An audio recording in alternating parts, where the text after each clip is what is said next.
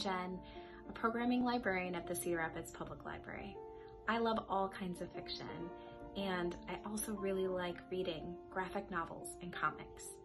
Graphic novels and comics aren't just for teens or kiddos. They can be just as nuanced as any piece of fiction that you pick up in the shelves. Today's picks are both comics that can be checked out through the library's Hoopla service. If you need help setting up Hoopla, please feel free to contact the library to help. Giant Days by John Allison and illustrated by Lissa Trayman and Max Sarin is a series about three young women, Daisy, Susan, and Esther. These three very different women come together to navigate college, being on their own, and finding out who they are and what they truly want from life. I enjoy reading about the misadventures and triumphs of these three as they navigate early adulthood. Like my own college experience, the differences between me and my girlfriends became less of a big deal when we were faced with the challenges that we've never faced before.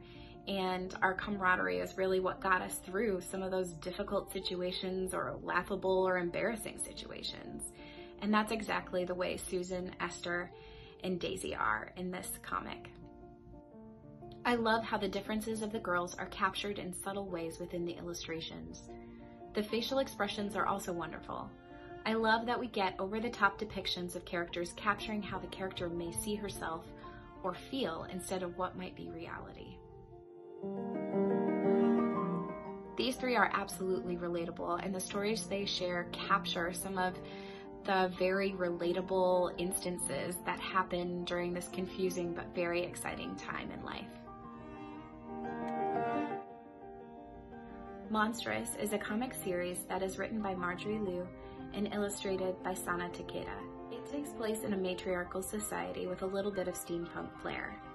If you're familiar with Hayao Miyazaki's films, it kind of feels like those, but a little bit darker. The series follows Maika Halfwolf, a war-traumatized woman who has ties to every single one of the warring factions. Within her, she has a connection with a being tied to the beginning of this world, whose power is dangerous and frightening. Maika must discover what this ancient is, and by uncovering the mysteries of her past, she may be able to stop the war, endangering those she cares about in her future.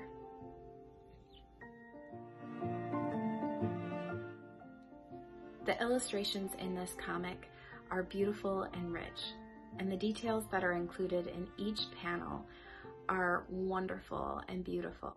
However, some of them can be rather graphic.